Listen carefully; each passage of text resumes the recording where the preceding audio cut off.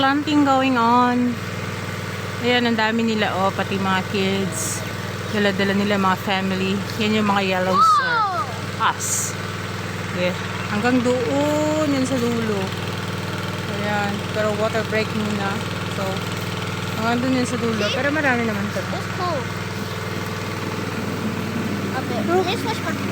Thank you! Ayun, ayan yung mga nakadilaw. Ang dami. Pero ano, ang dami na yan. Hanggang dun sa dulo. Matatapos na namin yan. Mamaya-maya. Hanggang 10 o'clock. Yan yung pastor namin. Dumaan. Yun. Yun siya yung local council. Naka-orange. Yan. And then, pati mga kids. Kasama nila. Today is Sunday. So, yep. Hanggang dun, oh. This is how we protest climate change. Hindi kami nagre-reklamo, nagpo-protesta sa streets. We plant trees. So, I think that's the best way to protest against climate change.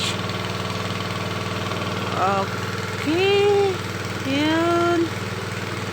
Water break muna. Kumuha lang si Lizzie ng baso dahil wala kaming baso para sa tubig. Hindi ko rin ako nakapagdala. So, yeah. That's it. Okay. Summer kasi ngayon. Good activities for the kids and adults. Kids at heart.